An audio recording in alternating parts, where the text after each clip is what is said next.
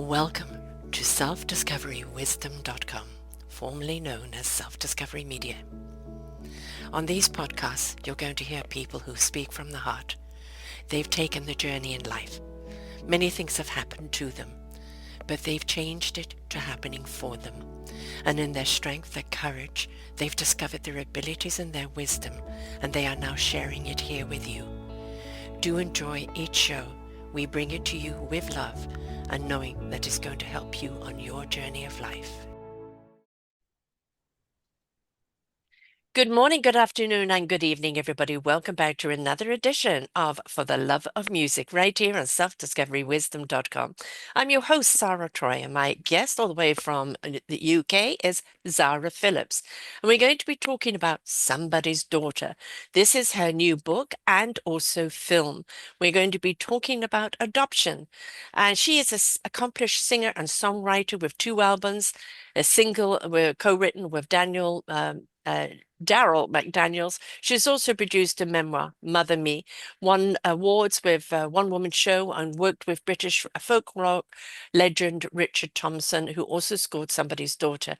In recent years, Zara has depended on her advocacy and discussing adoptee issues with experts like Gabor Mate, conducting workshops and speaking with Ole Foundation, a UK suicide prevention charity. She's very grateful for the relationship for her biological family made possible by Ancestry DNA. Making Somebody's Daughter was a cathartic, fulfilling project that accumulated years of advocacy for adoptees, she says. So, creating the rays of this film, Zara offers a candid perspective that contrasts with the often cheerful portrayals of adopted children in media. Drawing from her advocacy work, her sociology research, and personal experience as an adoptee, she highlights adoptee struggles with identity, often feeling like outsiders with incomplete histories. Studies shows that up to 4 times more likely to attempt suicide and often turn to addiction as a coping mechanism, as Sarah did in her youth. An adoptee suffers only trauma in the world where they are expected to feel grateful, she says, emphasizing adoptees are seldom asked about the psychological impact of separation from their birth mothers. Well, we've got a lot to talk about here. And yes, everybody does expect someone, you should be grateful that someone adopted you. And yes, there is that gratitude that somebody took in somebody else's child and made it their own. There is that aspect of it. But if the child doesn't come with a history, if the child doesn't understand why they're there, what were the circumstances of being given up?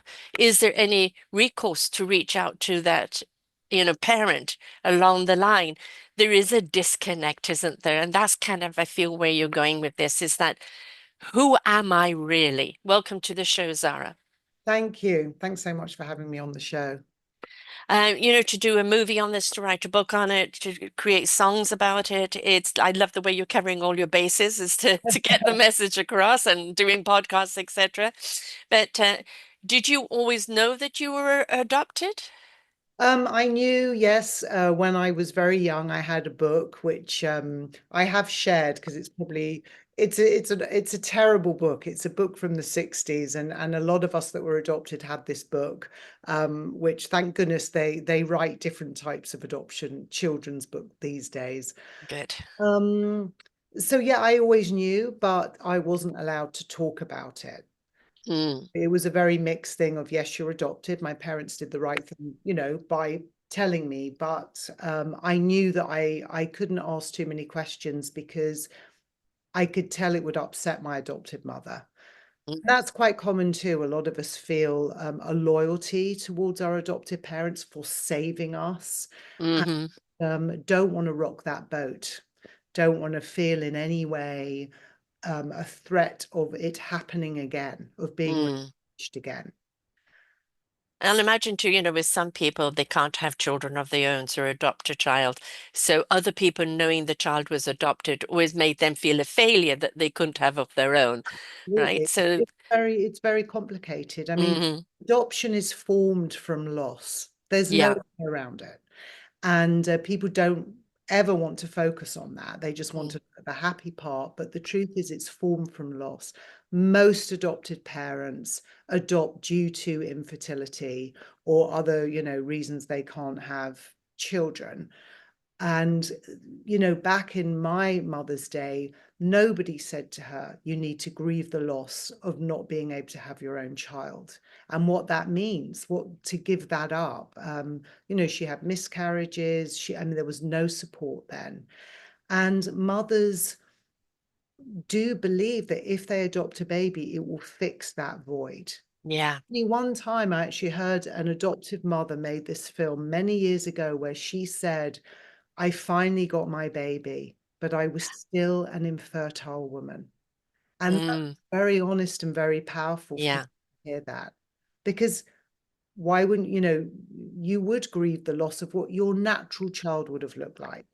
Yeah, and just I've had three children, so the carrying of the children, Yes, the giving the birth, that connection that is there. People I think always fear that nobody's going to feel that same connection to another child that they didn't birth.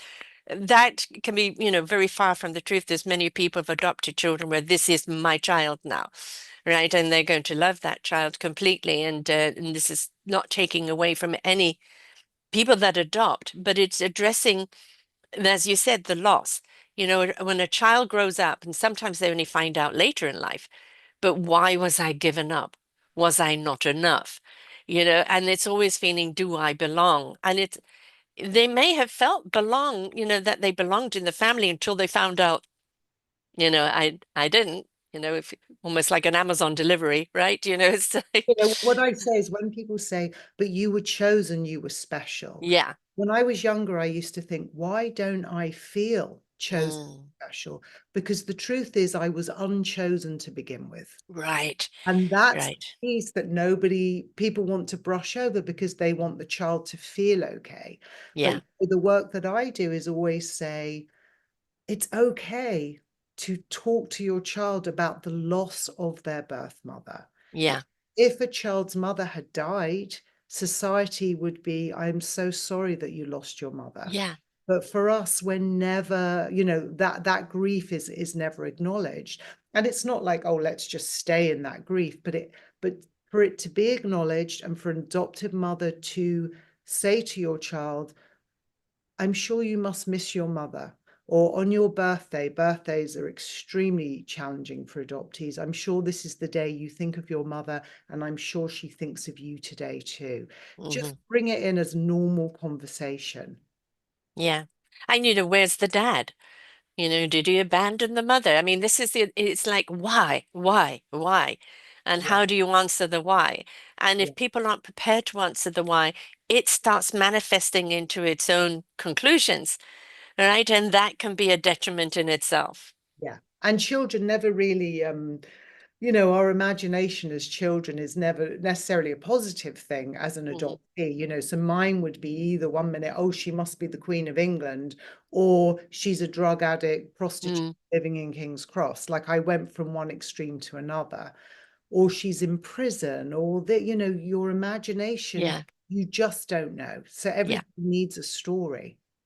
Mm. I Even rem if it's hard, even if it's a hard story. Yes, because it's real. Yes, If you leave it up to the imagination can go completely, out of the stratosphere. When it's real, it may be harsh, but it's real and you can deal with it. And what we need to do in life is deal with things. And we skirt around stuff all the time, whether it's adoptee or any other thing, because we don't want to feel the pain. But right. sometimes we need to feel the pain to heal the pain, not ignore the pain that's feeling painful, right? So it's no matter what in life, you've got to be prepared to go through and face something. And it's who you become when you come out of it. Absolutely agree with you. Yes. And, I think, I know from my own experience, I had such loyalty issues towards my adoptive parents that I wasn't able to really Mm, deal with anything until I moved countries. In hindsight, I can look back and I had at that time met my birth mother as well, but I needed to get away to really figure out who I was, do the healing work away from the family so that I could then reconnect with them in a different. Yes, you wanted to go through whatever you needed to go through without any guilt or obligation. Yes, Yeah. absolutely. And when you look at it, how ungrateful are you? We took you in. No, you don't need any of that crap, Yeah, right? So it's exactly. you want to go through the whole emotion that you need to go through, and if they can't cope with it, then yes, it's the removing of yourself so you can go through it. I remember being at a lunch party with my sister, and there was a woman there, and all the children were running around. And then somebody said, "Oh, your children are adopted, aren't they?" And the woman's face just went like this, and everybody's going, "Shh, shh, shh, like this. We don't talk about it." And it's like I couldn't get it. Yeah. And I said, well, that's beautiful. What gorgeous children, beautiful children. What a lovely gift for you. Didn't go any further in it because it was a completely taboo thing. And it was that kind of almost you had to adopt because you couldn't produce on your own. And Yeah. so, the parent that is adopting sometimes has got all that shoot to deal with. And if they're not going through the process of, as you said, healing their loss of not being able to be a natural birth mother, um, then there is always going to be the barrier and that taboo. We can't talk about it. And that just builds the barrier up even higher, doesn't it? In fact, my very first play that I wrote many years ago, about 10 years ago, was called Beneath My Father's Sky. And it was about my relationship with my adoptive father, my search for my birth father. And one of the characters, the main character I had, was the daughter that my mother never had and who she would have been.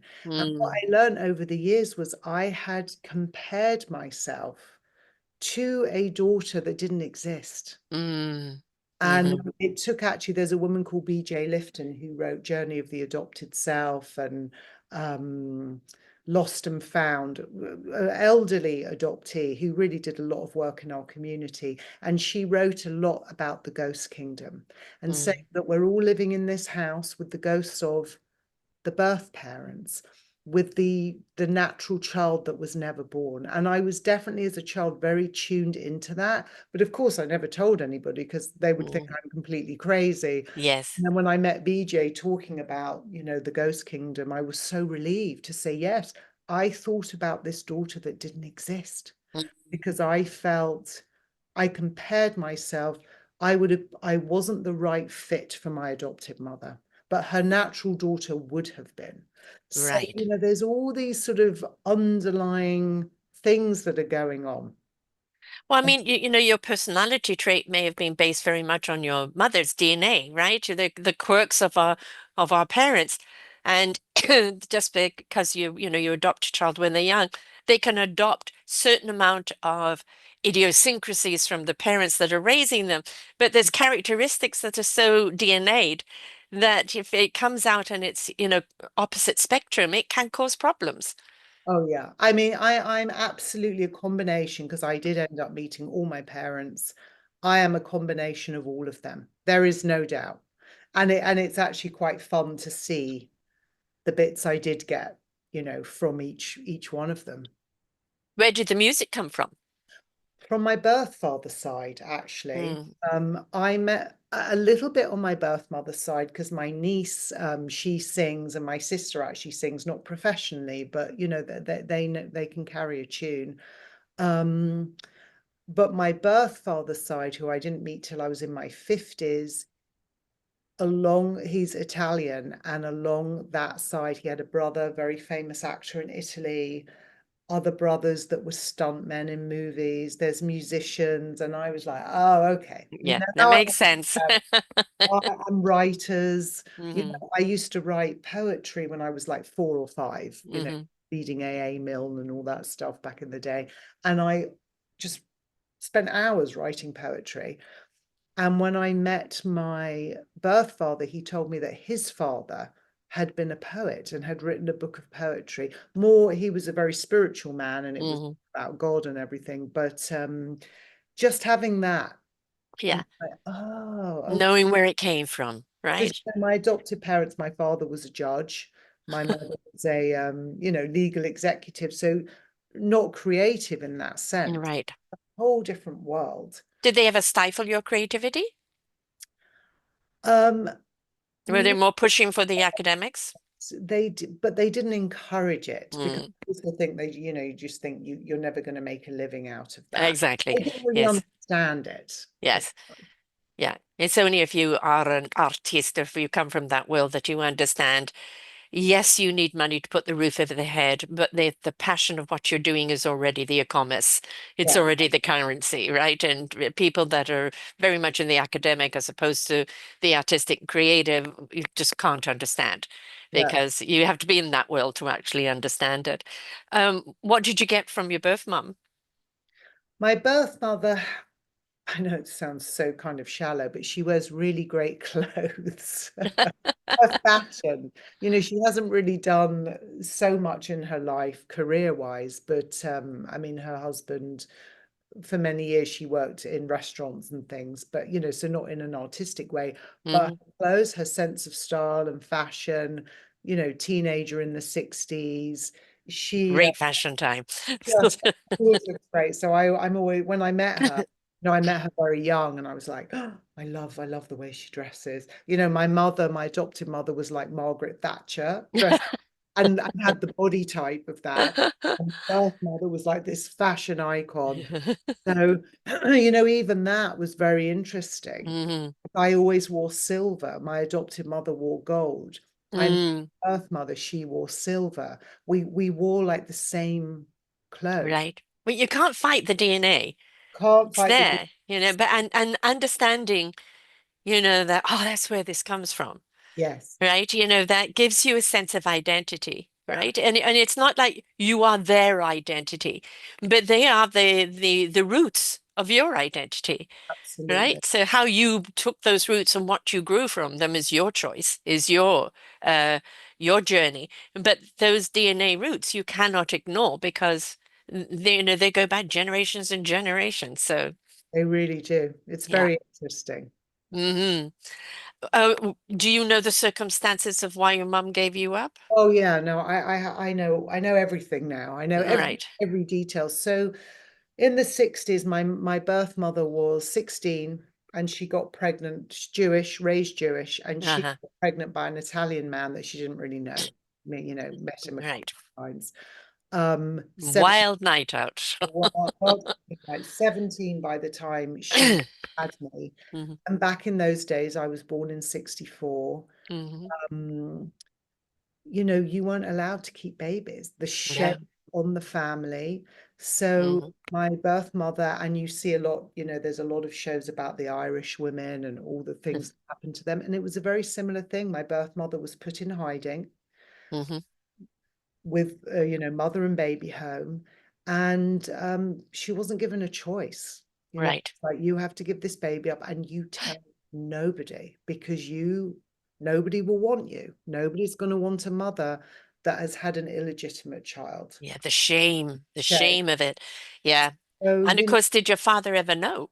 he did not know. I didn't meet him until a few years ago, and he did not know. He tells Mm. me, no, she tells me she told him, but honestly, he did not speak good English at the time. Right. He was in Mm. London, but he has had a lot of children. There are a lot of us from him.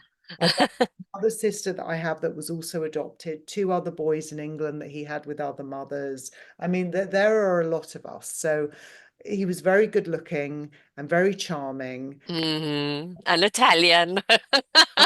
Say And no more. he literally would meet these women, and he must have just known that they were, you know, ready to get pregnant because it literally was each time he met them, he got them all pregnant, like one time or whatever. It's crazy. Fertile seed. Yeah. Very fun. Um, I mean, yes, it was a horrible time period. I'm a 54 baby, so yeah, there's many a show on, how it's always the blame on the woman, never on the man, right? And Uh, crime, what was her crime? Was she had sex when she was 16 yeah, and she happened to get pregnant. That was right. her crime. Yes. And And for a guy, he's just sowing his oats. you know. So, but for women, it was always that way. And then having to give up, many women had to give up, never knew what happened to their children. So you were actually lucky to actually find out who your mother was and who your father was, because so many were closed adoptions, Well, um, I or they was didn't keep good records. well, I was from the closed adoption, but you see, in 75 in England, they opened the records. So when I was Mm, 18, I was allowed to look and get my birth mother's name. Um, but even then, it still took a year for me. I mean, I didn't do it till I was 23 and I found her when I was 24, but it took a year for me to find her. And I had to be like a detective. I mean, this yeah. before computers. So Yes. I was going to the birth and death records. I was ordering birth certificates and death certificates, and I was figuring out addresses. And Mm. I mean, it was quite I realized I'm actually a really good detective, and it was actually quite liberating doing it slowly so I'd Yeah. get pieces of information. Was Because it it, literally knocking on the door going, "Are you my mum?" well, not that, I mean, ordering the certificate, yeah, and then finding where Yeah. she moved, then finding out she had moved out of London and getting Mm, a friend to call mm. the And of neighbor. course, she probably had married too, a different name, She right? got married, and I looked that up too, and I found her wedding certificate. I mean, I spent hours, Mm, huge files with these tiny writing of names, and you just go through each one and yeah. find a match. Yeah. So exciting. And she ended up marrying an Italian man. She had a thing for them, and she had two children. So by the time I met her, my brother was 13, my sister was 16, and they did not know about me. So that again was a big thing for them Yes. to say, Yes. Did her Mum, husband know? she had told her husband because Mm, she told me that on my birthday one year, she had been crying. And mm, she said to her husband at the time, I need to tell you something. I mm, can't marry you unless you know I've had this baby. right. And I have to say, when I reunited with her, he was lovely. Oh, wonderful. He was there at the first meeting. He was incredibly supportive. They've since divorced, but he was very kind and would talk to me about being Italian. And it was very, yeah, he was great. That's good. That's good because that's, and then of course meeting your sisters, right? It's, sometimes when you meet the siblings, it's, oh, long lost sister, come Yeah. here, and others could be a threat, Yes. perceive you as a threat. There's been, I mean, when I met my brother and sister from my birth mother, they were young and they were excited. They were like, Hmm. I mean, my sister, it was a bit of a challenge for her to say to her mother, I thought I was the eldest. Yeah. And it made sense in the parenting. Yeah. Because it affects everything. How does the Mm, birth mother parent the child that they get to keep? mm, Are they distant? Are they connected? Are they worried this child's going to go? There's all these yes. living this lie. People will say, oh, you have a daughter. And in her mind, it's like, no, this is my second Mm, daughter. So this is my third child, not mm, my first child or whatever, yeah. second child. So there's a lot of things like that. So a lot of healing did take place for all of us, I think. And there's been, times in the reunion where things have got very tricky. That's Mm, normal. At the mm, beginning, we talk about you're in the honeymoon period. It's like being yeah. in love, at the beginning, there's a honeymoon period. And then it became very real. And there was a lot Mm, of pain for me, a lot of anger that came up for me. A lot of reunions actually get ruined because people don't understand that what happens when you reunite is the grieving process begins. hmm. And so my birth mother and I were really at each other, not understanding that it was all grief and that Hmm. we couldn't change the years that had gone by. She wanted me to just get on with it and be happy. I wanted her to acknowledge what it had Yeah. been like for me. So, we're years down the line now and think Yeah. things are good, but you have to hang in there and you have to understand. And for me, it was going to groups, going to adoption support groups, reading books, being around people that could explain to me, Zara, she's being triggered. She's gone back in Yeah. time by seeing you. Yes. You want her Yes. to fix you, because otherwise you would just think you're going crazy. Yeah. So anyway, so that's all of that. And then years later, thanks to Ancestry DNA, I matched with a sister who led me to my birth father. And some of the siblings, there's 7 of us, 6 Mm, different mothers, just so you get an idea. Um, and some of the siblings I know, and some of them won't yeah, connect. yeah. And I knew my birth father. He was living 1 hour from my house, which is insane. He's from Wow. London and I'm from London, and we were both living in New Jersey. And he died very suddenly 2.5 years after I knew him. At least you got to know him, thank God. But you see, that's something, if I can interrupt, that I was Yes, thinking yes. about recently, what not to say to adoptees. Mm, Nobody would say to somebody that was raised with a biological parent and their parent died, hmm well, at least you got to know your parent. hmm It would say, I'm so sorry that you lost your parent. Right. And that's something funnily that you should mention that. That is something we were just talking about. And I had done a video saying what adoptees need is is the same. Yeah, yeah. Uh, It's a good reminder for all of us because yes, we look at it that from our perspective, you found him. You know, it's like imagine if you found him and he'd already gone and you never had that time to connect. So from our perspective, you got to actually meet him. But from your perspective, it's a loss of a father, like it would be for us anyway. Um, so and yes, it's it's a more than one. different view, and of course, we need to be more mindful of what we say. So thank you for that. And also it's that remembering that for us, it's not just one loss. Yeah. Loss of we've lost them All twice, yes, of all the years in between. years in between. And of course, I was thrilled to meet him. Yeah. There's no doubt about that. But again, I suppose what I always like to highlight is it's a lifelong impact and hmm with grief your whole life, but it doesn't consume me in the way it used to. It lives Yes. inside me. But the lifelong impact of being adopted is this comes up for us. How do Yeah. I feel again in my 50s of meeting a parent and losing a parent? hmm So that's sort of my passion and my work is to show people it's just not a one-time event. Exactly. So And how did your adoptee mother take you, A, seeking your biological parents and then having a relationship with your biological parents? well, my adopted mother, I mean, she died in 2008, but I didn't tell her because she was Oh. so threatened. So for 2 years, I was 23, 24 by the time I met my birth mother, and I didn't tell her for 2 years. And and then one day I woke up and I was like, I can't live like this. I'm living this double life. hmm Lying. I'm going to one family Christmas lunch, another Christmas dinner. Um, and I sort of had that experience. I was driving along one day and I was like, why can't I tell her? And I was afraid she would reject me. I was Mm, afraid, even as an adult, that she was going to say, oh, well, you're not going to be in our family anymore. Of hmm course, that wasn't going to happen. Yeah. Again, that's just the adoptee, Yeah. thing.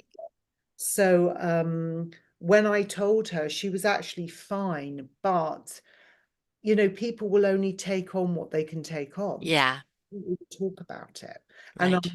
I've written a lot about that, and in my film, I sort of have a laugh about it. She would just be like, "Oh, have you seen that woman?" It was all, and then before she died, she was ill for many years. She spoke to my birth mother on the phone for the first time. This is over 20 years or so of me being, Wow. Yes. and that for me was huge. hmm That was like her saying to me, because she knew she was very ill, you have my blessing. Yeah.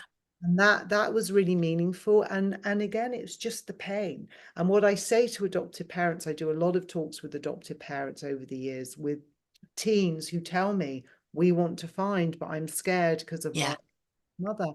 And I tell them, actually, it'll strengthen your relationship. hmm Fear of the adopted mother, we all have the same fear that we're all going to be rejected and abandoned by Yes. each other. So actually, we're all living with the same stuff. Yeah. What happens is once we know our story, we can then feel more connected to our adopted family. It's when we don't have a story, we feel disconnected. Yes. I could appreciate what my adopted mother had done for me as a mother. She was my mother. That was never going to change. Right. But I needed to have a relationship with my biological mother to help me understand myself too. Yeah. And So of course, the last one needs is any adopted parent, shaming the mother for giving up the yeah, child because we never know the circumstances. And from many a time when, in your time period taken from her, but in today's world, it's knowing I cannot raise this child. I cannot give this child what this child needs.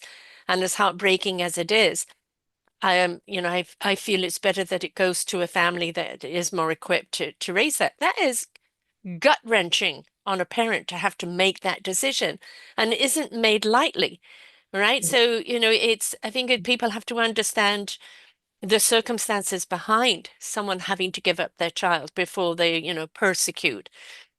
absolutely. And sometimes, honestly, there is still a lot of coercion going on with young Yes. Yeah. told up their babies. And sometimes a mother is just doesn't have the financial means. Yeah.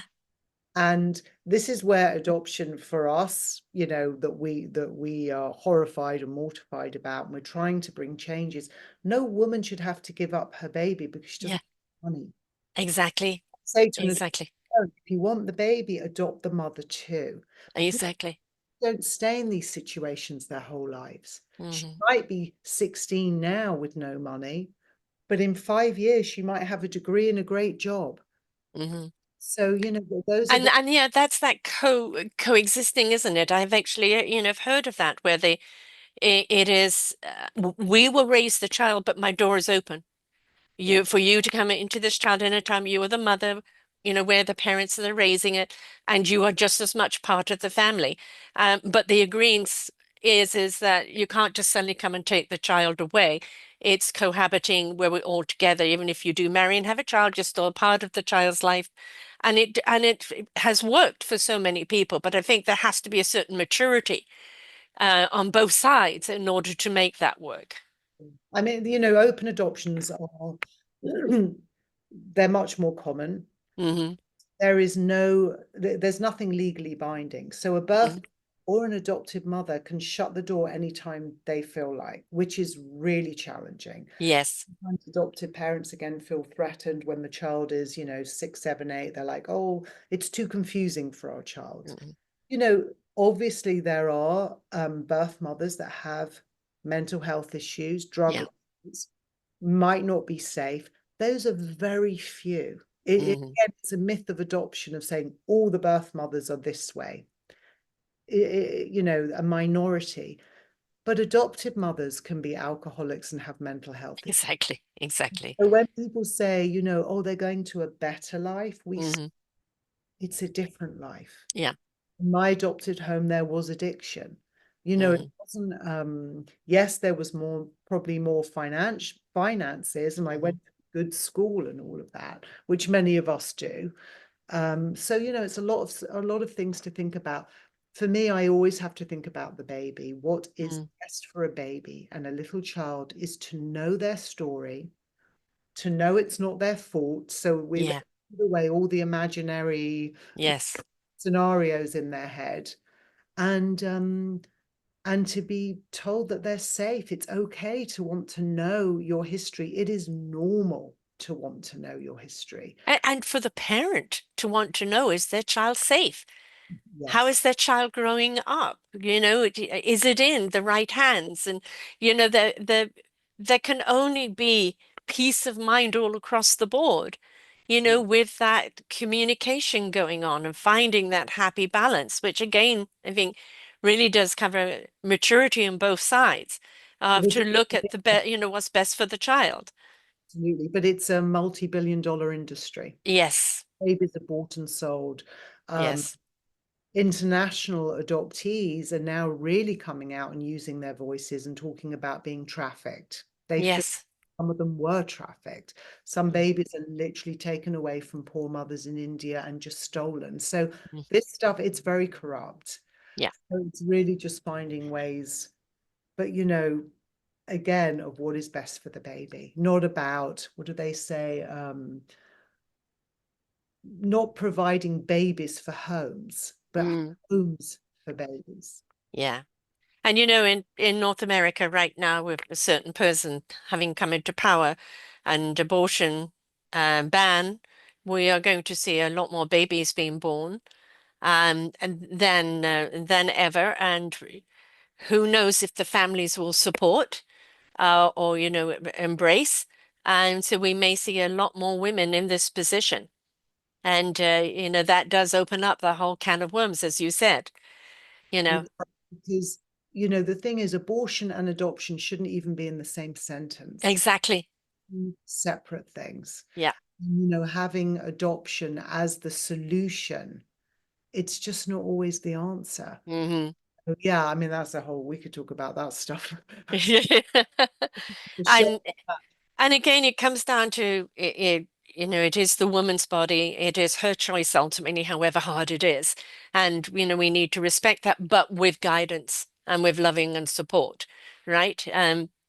Every single one of us, I've been doing this 12 and a half years and been in the field of some form of counseling all my life, is that everybody at some point is questioning of who am I really? Right? How do I belong? Have I just molded myself to what society or the expectations of what I should be, as opposed to who am I really at the core and what really is my role here? I think everybody goes for that identity crisis. But if you don't know where you come from, you don't have the reflection of your parents. Oh, yeah, I've got a bit of dad, or that's what mum would do. If you don't have that, then you are even more feeling isolated because there's nothing to base your characteristic from. And it's like, well, is this even the true me? Right? How do I know who is the true me? And of course, that comes into going the work on the core of you, knowing the core of you, but having an identity of knowing where you come from, or the music in me. I is the music in me. Well, that makes sense now, and understanding that. And that's, I'm not sure I came from my parents. I am so different from them completely, except for I look like them and not like my dad. But sometimes we are so different, but we could trace it back to an ancestry, right? Maybe not your parents, but maybe, aunts and uncles or grandparents that are like that, but you've got something to identify with. And that's what we're talking about here, isn't it? Identification. Yeah, yeah. And the only way I can describe it as a child is, you literally feel like an alien. Mm, It's no birth story. you're right. You feel untethered. Just that's the word, just Mm, untethered.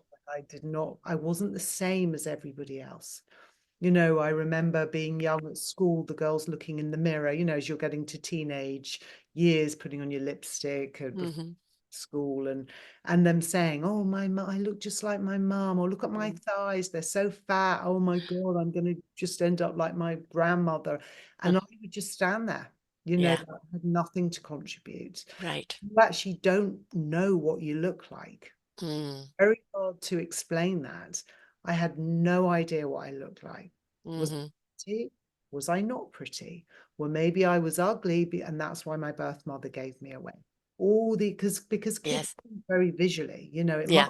be with me because Yeah. kids are, maybe I didn't look right. Um, so yeah, I mean, I do enjoy seeing the I mean, I have three kids too, so obviously hmm those children and just seeing how they look. I thought it was just the most incredible thing I'd ever seen. Yes. My ex at Yes. the time just thought it was hilarious. I'm like, oh my God, they look like each other. And he's like, yes, that's normal.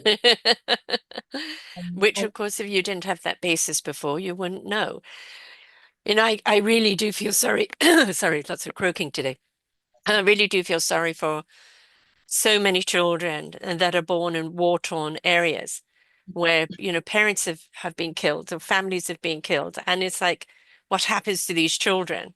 Are they going to an orphanage ready to be adopted, but no identification other than they were born here, no history whatsoever, and probably unlikely they'll ever find that history because sometimes they probably won't even know where the babies are coming from. And you can understand they struggle the whole life with that identity. But beyond that, they have to understand the trauma they were born into. It is passed through the mother. And so the child is born around traumatic times, and that trauma DNA is in there, and they don't even know where it came from. So there's so many, scenarios out there. And of course, child trafficking is enormous. I've done quite a number of shows on that. And I remember back in 2017, um, child sex trafficking, just sex trafficking in the world was what they knew about, not the deep dark web. What they knew about at that time was $150 billion industry a year. And, that is how many years ago? And it just, whenever there's war-torn areas, it just escalates completely. We're in a And society where we throw away people, and this is something unacceptable. it's unacceptable. And the very tragic thing is, adopted mothers that are infertile, women that are infertile, are desperate to have a baby. Yeah. They get that baby any way they can because of the desire. And I sympathize. My adopted mother had miscarriages. It affected her whole life. Hmm. She told me one time it made her feel not like a woman. One time Hmm. it just gave me that throwaway line, and my heart broke for her because I wanted her to have experienced what I Yeah. experienced. But what I think is so painful for the adopted mothers to be, or these women, is they really believe if we adopt a child and we will get a child, we will use somebody else's egg and somebody Yeah. else's sperm. We will, coerce the poor people, however, or get these kids from war-torn Hmm. countries. And of course, they're going to love the child. I have no doubt that adopted Hmm. have the best intention and they love that child. But as you say, the child comes with trauma. Hmm. We are not there to fix Yeah. your infertility and to fix your pain. We are there with our own trauma. So, as we were saying earlier, none of us like to feel pain, and none of us No. to feel the bad stuff. But it is so necessary to acknowledge it because all it does is help the relationships and Yeah. make you closer. If we deny, then everybody is going to suffer. All the parents are going to suffer. Everyone. Everybody feels inadequate. Yes, But when you talk about it and you come to terms with it, and you see it for what it is, it's empowering. And that empowerment can go through transfer into everything else in your life. But if that is feeling inadequate, I'm not enough, I wasn't wanted, or this is all I got, or da da da da da, that the whole dialogue that goes in your head, yes, right? Then that's what goes with you through life. But no, I was enough. These were the circumstances. Um, it's never, never, never the child's fault. And it very rarely is the mother's fault either. It's because abandonment of the mother is so common, so absolutely. absolutely common, but it never is the child's fault. The child didn't ask for this. And all the child wants to know is, yes, thank you for loving me. Thank you for raising me. But I want to know where I come from. I want to be able to ask these questions without feeling I'm walking on eggs or feeling ashamed of something. There is no shame or blame here. Let's just have an open dialogue. Absolutely. And, for the adoptive parents too, to realize, because they can feel, a lot of adoptees struggle with drug addiction, mental health issues, prisons, treatment. Mm, We are overrepresented. As hmm. we had stated at the beginning, adoptees are 4 times more likely to attempt suicide than their peers. Yeah. It's a real thing. They have the statistics. In fact, they're actually thinking they are higher than the Hmm.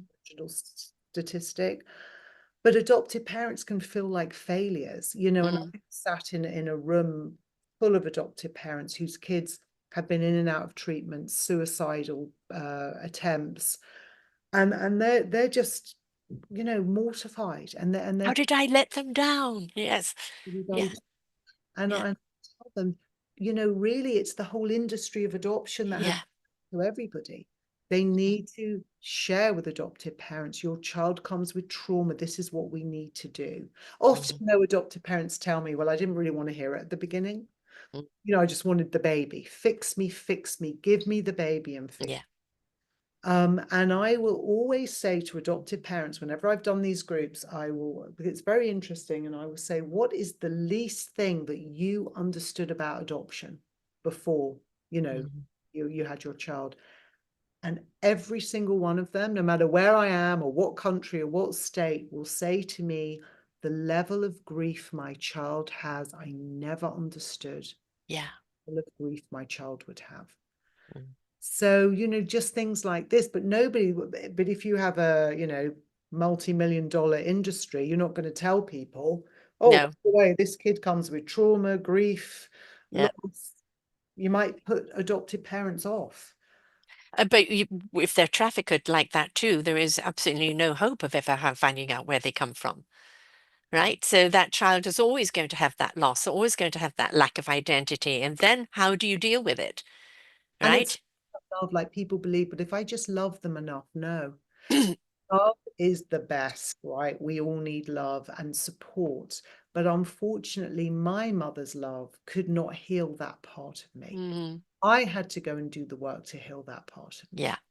And also, another thing I wanted to say is we are capable of loving two mothers and two fathers. Yes. I have two Yes. children. I love all my children equally, right? Our hearts are big enough. We can love people. So just by loving two mothers doesn't mean we love somebody less. Right. And that No, I mean, and the thing about the heart is the more it loves, the more it generates, right? The more love it gives away, the more it generates that love because love is something that wants to expand and embrace. So never be afraid of loving too much. right. Right? That is, I know some, oh, they love me too much. I've actually had that. You loved me too much. And I'm like, Yeah. can you love somebody too much? But, that's someone who felt unworthy of love. And so if we do get that, it is that person feels unworthy of love. Why do they feel unworthy of love? What's their story?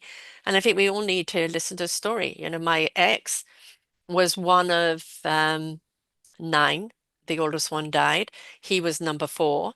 And there was just a lot of children, and and the mother was very childlike herself. And so it just really didn't know how to raise them. And so they were too scared. When he broke his arm, he was too scared to tell his parents. When he couldn't see in school, he was too scared to tell his parents. And so all the trauma that he grew up with, he of course brought to the relationship. And I had to teach him how to love with our first child, for him to just love her. It's okay. It's okay just to love her.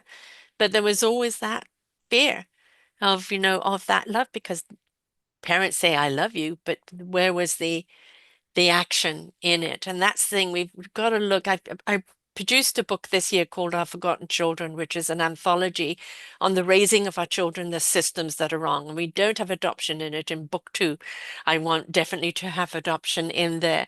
But it speaks to the system and the raising of our children and why do we have such disconnected and dysfunctional adults today? And that is because of the system in raising them. In adoption, we don't talk about it. We don't connect them. We don't make the child mourn the loss or feel whole. There is that shh, shh, not the conversation. And in school, it's that I don't care if you're a free spirit or you're creative, you will comply and you will do as you're told. And you will be graded on how well you are obeying. And so it's all about that. And I think we have to look at all of these systems at the present moment and go, we have a voice as a human nation to speak out because the reason why they're happening is because nobody's speaking out. And we do need to speak out. We do need to educate. Through this show, I hope people who know people who are adopted ask them questions. I've listened to this podcast. I've listened to her music. I've watched the movie when it comes out. I've read the book. I want to ask you some questions. You do feel safe enough to answer them, right? And learn. Yes. Yeah, give that person permission to speak and share and learn from it because it's this whole thing of taboo. Oh no, I don't want to ask. I don't know. It's like, what if I say something wrong? You're going to be put on point if you said something wrong, right? And then you'll learn from it how to put it right. So but we've got to communicate with each other because if we don't, there's always this taboo thing, which is a heavy cloud over everyone. Absolutely agree with you. We have to. But I So suppose the way to get there is just by doing the work ourselves to know yes. we can handle it and not to take it personally. And Yeah. Yes. And this isn't an affront, this is just an inquiry. Well, you've written the book. yes, You've got music out on it. You've got a movie coming out that's on it. it. That's it. That's So, all. so you are sharing left, right, and center all the details on it, which is, not only, beautiful, but also, I think, when we know we care, right? It's when we're aware we care. Because how can we care of something we don't understand? But when we begin to understand it and we're aware of it, that invites us to care more, to understand more. So you're speaking on behalf of being adopted, but also the parents on both sides, right? The system, the siblings that they get to meet along the way, even the effect on even on the raising of your own children, right? So all of it has a domino effect. If we don't look at it from a whole perspective, how can we care? How can we understand? So I always say that people's greatest challenge becomes their greatest cause. Mhm. So True. you going on this challenge to discover who you are and who your parents were has now become this cause for you to open up that dialogue for others, to Yes. inquire, to investigate, and that it's all right to do so. I think it just became my life. I never intended it. I'm a musician, I'm in a band. It's like, what? And suddenly I'm writing books and doing plays and just ways to educate people about the lifelong impact. And I think if I can help one little adoptee, and their parent understand that their child might have a hard time talking about it, then it gives me a sense of purpose, really. Yes. So, And that's, for, as I said, been doing this 12.5 years, and some of the hardest stories of what people have had to go through have been the greatest causes and impact on other people. And then you kind of understand sometimes, okay, that's why I was chosen for this journey. As hard it is, that's why I was chosen for it. Because I think we are invited as human beings to stop labeling and start inquiring, start talking to each other and truly trying to learn who we are, what we come from, what we are contributing, and stop, putting us in the boxes and assuming. Assumption is very dangerous. Inquiry is opening your mind and your heart and really and asking, which is so important. So obviously, as a musician, you had to put this into music because that is your voice. So did you do an album, or is the music in the movie? How have you done that? for the play, so basically, just to tell people, I had written a book called Somebody's Daughter that Mm, came out a few years ago, which was about my journey of finally finding my birth father. I had another book out many years ago called Mother Me, which was more about the mothers becoming a mother. And then when I met Vittorio, I just knew I had to do another memoir. My agent mhm, was just got to do another memoir. But when I finished the book, the story changed. More mm, things showed up, and he passed away very suddenly. And I mhm, knew it wasn't over, but I didn't want to write another book. So then I had written an album. I lost both my fathers 9 months apart. mm. My adoptive father was elderly, and I sort of knew that that was going to happen. But to lose two fathers, Yeah, which is something that most people don't have to do, and in such right. a short space of time, I was beyond devastated. Mhm. And as somebody who's also sober, I got sober when I was 22, which really made obviously a huge difference in my life and helped me, understand myself, look at myself. Where do you put that? So for Yeah. me, put everything into music and writing. Mm, Wrote an album, and there was one song called Perfect Stranger, which was that's how I felt again. Here I was, I am biologically related to these people, but I am a stranger. But I mhm. will be the perfect stranger because I have to be accepted by them too. So Yeah. that sort of became the title. And then I wrote a one-woman show after Vittorio died because I was like, the story hasn't ended. I need to write. I'll do it this way, and it was. Mm, Then I brought in my music and acting, and I really enjoyed doing it. And then we were just going to film the one woman show, and my director in London's like, let's just bring in some other actors. Because in the one woman show, I played both my mothers and I had voiceovers of all the other characters. Mm-hmm. They were he was like, let's just bring in other actors. So I've been doing screenings over the past year. I'm really pleased with it. We used there's a song Perfect Stranger, Blow Wind, which is on Mm-hmm. YouTube, is the end song. Um, and then my husband, Richard Thompson, musician, he actually scored the one woman show and the film. So it's just, in a way, it's like everything I've ever done in my life all came together. Yeah. Acting, Mm-hmm. singing, talking, it's all.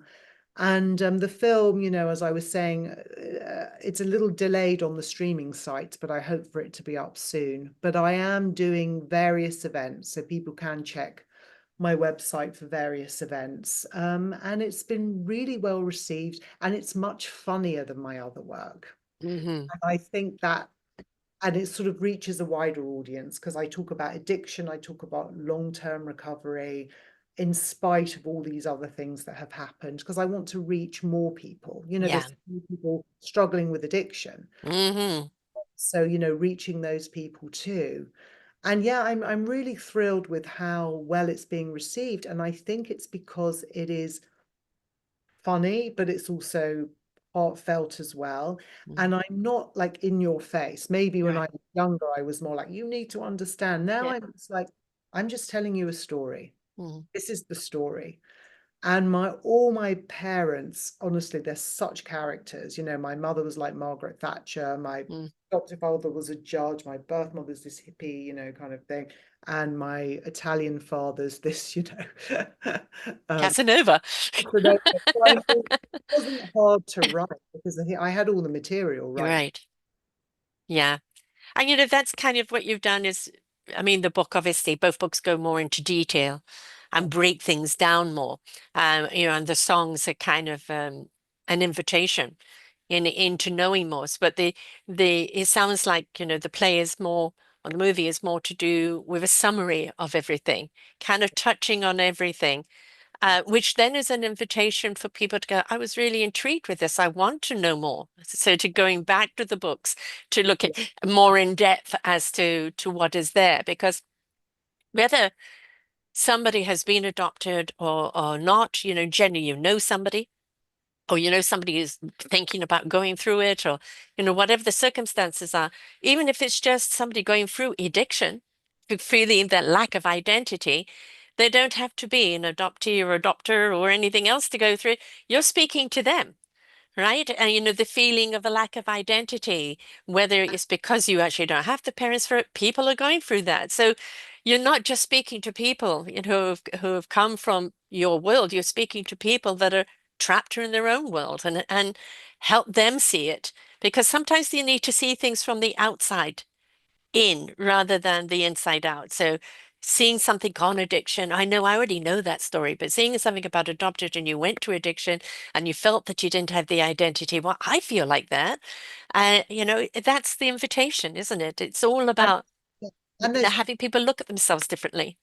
and many people's fathers maybe leave when they're young and then come Yeah. back older. And so yeah, I mean, I definitely had people at the screening saying, oh, I wasn't adopted, but my mother Yes. did. My father started another family. Yes. I've been sober years. And so yeah, that's my hope anyway. I mean, a lot of it you're saying is, with your siblings, yes, people who remarry, and you've got two sets of families now, and that whole battle Yes. of a new identity. Well, you're not my mum, or you're not my dad, you're not my real sister, you're not my real brother. But we watched the Brady Bunch and we thought it was all okay, but it ain't worked that way, baby. Love the Brady Bunch. Yeah, And there's a lot of open dialogue and permission for feelings to be had, where everybody can feel they're a part of and be able to speak about their difficulties adapting without persecution, absolutely. Absolutely. which is really, really important. I love the journey that I'm sorry that you had to take this journey, but I love the fact that you have taken it and the fact that it came about when you were sober. Okay, where's my focus going to go? I'm going to look for my mum. and the whole journey of doing it. And like today with Ancestry or the computers, you probably would have found it very quickly, but you did it the old-fashioned way. Sorry, you youngsters, you actually had to go along to libraries and look things up, and it would be a clue to go somewhere else. It's you don't know how easy you have it today. Oh yeah, they have no idea. But in itself, that journey kind of each reveal helped you digest and know I, what the next reveal is. And sometimes if you do things too quickly, it's too much too soon, I right? agree. Yeah, no, I am actually glad that it was slow, that it Hmm. gave me time to absorb everything. Absolutely. Because it's So not, in today's world right now, you've got everything that you're sharing with your journey and how everybody can relate. But just on that subject, somebody that now I want to find my birth parents, and it's so much easier for them today because of computers, what advice would you give them? I would say to them, start attending support groups first. Mm, And there are many. There are Adoption UK support groups online. There's amazing American groups.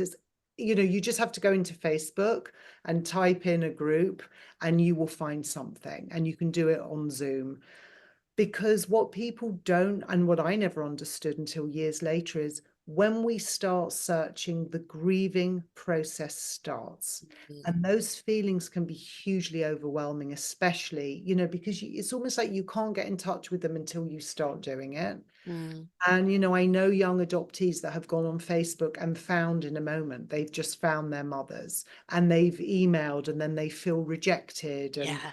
there's a lot of information that you will get from other adoptees. A lot of Mm, 97% of birth mothers want reunion, but some don't because mm. they're still in shame, because they might not have told family. That's very hard for an adoptee, very Yeah. painful, secondary rejection.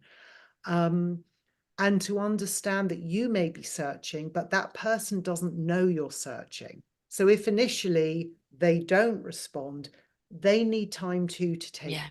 It doesn't mean that they won't eventually reunite.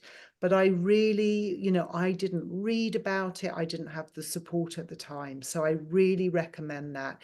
You'll be part of a community that absolutely understands what you're going through. That's So your back. uh, Mm, yeah, I really recommend that. And if you're using drugs and alcohol and you do have a problem with addiction, I really recommend you work on that first. mm. Um, Otherwise, it's too much of an overload, isn't it? and you want to be safe if you are newly sober. Like I was newly sober when I went searching. I had to make sure I had a solid foundation because these feelings are intense. So Yeah. you've got to keep yourself safe. And it's Yeah. your journey, do it however long. There's no right or wrong. Because Right. adoptees feel very controlled. We had no say in any of our Mm, lives. So, you have a say in this. You can do this slowly, however long you want to take. yeah. And also, but you don't go in with vengeance or attack because you don't know the circumstances, Absolutely. right? So don't go in there with the shame, the blame of the attack. You want to go in with the understanding, um, but you ultimately want to know your identity. Where did you come from? And again, inquiring, right, allowing that to come to place rather than demanding or judging. Leave judgment back The there. adoptees, I find it's very rare they go in that place. All the adoptees I know that have ever searched really are just going in from a place of I just want to know. Yeah, So, yeah. and then all the other feelings may come up later, but initially, yeah. So I just mean, the ancestry thing is amazing, isn't it? I mean, we did it with my daughter, and 1% Korean. Where did that come from? And she married somebody who was more Scots, and I'm quarter Scots, and suddenly my half Asian daughter with dark eyes and dark hair has red-headed and green eyes and porcelain-skinned children. You know, Oh, so that's gorgeous. and they are gorgeous, but like, the people look at the mother and go, hmm? You know, because of this absolutely dad's color, and you never would have expected that. And again, don't assume, right? I think we're very much in a world where I call this headliners, where we assume because we've bought the first headlines instead of going deeper into the content, the reason, what really is true. And I think that goes on the same journey. We're looking for your identity. Who am I? Where do I come from?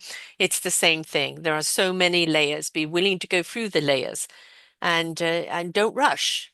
Take one layer at a time. So Absolutely. we're going to close out with one of your songs, and that is which Perfect one? Perfect Stranger? stranger, yeah. Perfect. And so we're going to close out with that. People, obviously, all they have to do to find everything is Zara Phillips. That's Zara Phillips, PHILLIPS.net, folks, NET. And they got the Somebody's Daughter. You've got Facebook, Zara Phillips 1, Instagram, Zara Phillips, YouTube. You can find her on there as well. You've got Blow Wind, Zara Phillips song up there. And of course, the book can be found on Amazon and most other places. Yes. And what about the first book? Is that still Mother Me, yeah, you should find that on Amazon too. Yes. great? So, it's whether you are from that world or not, it's very, very important that you do understand, because I think the more we decide as human race to understand each other from all walks of life, what is our journey of life? I think the more we will be intrigued in each other's journey, the less we will see differences and the more we will see commonality. And, peace starts there in compassion, right? So, Yeah. yes, we need a lot more of that compassion right now. Going So, forward. the movie is going to be out shortly. We will be posting it on her show page here. All you have to do is go to selfdiscoverywisdom.com and put in Zara Phillips, and the whole show page comes up. But also, it will be on your site the moment that it goes live and where to see it, right? Absolutely. I'm a big advocate for book clubs. Have a book club, talk about the book, different perspectives, but I'm a huge advocate for podcast clubs as well. Listen to a podcast, take your notes, and then share. Because when you share, this is how you see it. This is how somebody else sees it. Suddenly you've got a rounder picture of being able to see it on a whole. And that will be the same with the movie as well. You're each going to get something different from it. And if you're all willing to share what you got from it, all of a sudden there's a broader understanding, right? And that's what we want, a broader understanding. Well, I So, appreciate you taking the time to talk about the work I'm doing. I really appreciate it. well, I appreciate the journey that you've taken. You haven't shied away from it. You've really delved into it, and it's obviously become your calling, your purpose in life. It's a big purpose because a lot of things that people need to be aware of, and when it doesn't affect me, it affects all of us. It affects all of us. This is something we need to learn as society. If somebody else is in pain and in trouble, that affects us. So we need to be more caring and understanding, more inquiring of how we can be supportive. And the more we know, the more we care. And that caring needs to step up to the forefront. So thank you so much for taking your journey. I look forward for the movie coming out. And I invite people to listen to the music and please get her book. And when the movie comes out, share it, share it, share it, share it. Have the conversation. Please don't be afraid to have the conversation. It's important. So thank you so much, Zara. Thank you. Take care. Till next time, folks. Bye for now.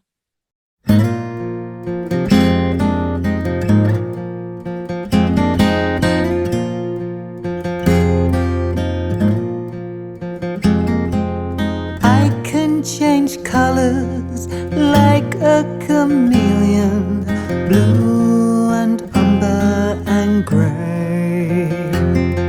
I'll bend and I'll shape the way that you want me, and maybe I'll get to stay. I feel like I'm just an imposter living here with you. I feel like the perfect stranger, living in your oh so perfect world. I feel like the perfect stranger, pretending to be that girl.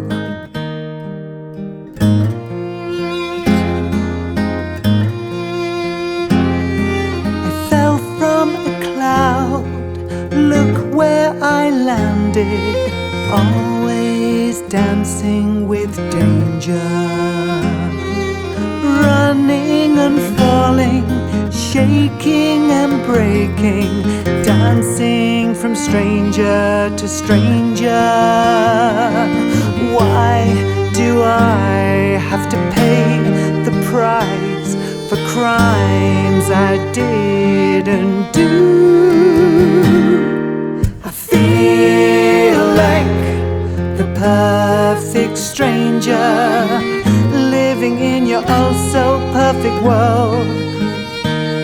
I feel like the perfect stranger, pretending to be that girl.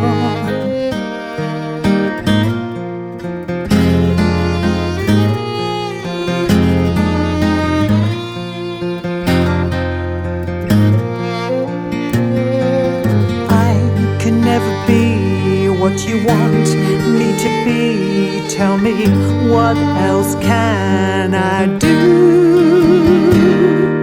I feel like the perfect stranger, living in your oh so perfect world.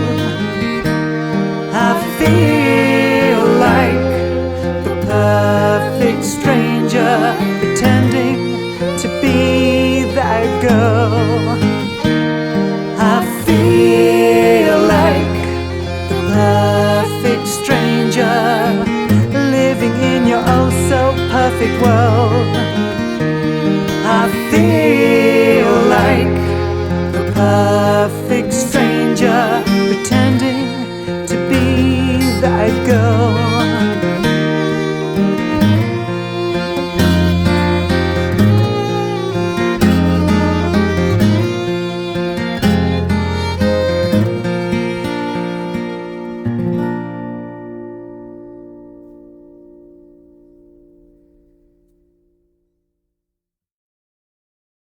Welcome to selfdiscoverywisdom.com, formerly known as Self-Discovery Media. On these podcasts, you're going to hear people who speak from the heart. They've taken the journey in life. Many things have happened to them, but they've changed it to happening for them. And in their strength, their courage, they've discovered their abilities and their wisdom, and they are now sharing it here with you. Do enjoy each show. We bring it to you with love and knowing that it's going to help you on your journey of life.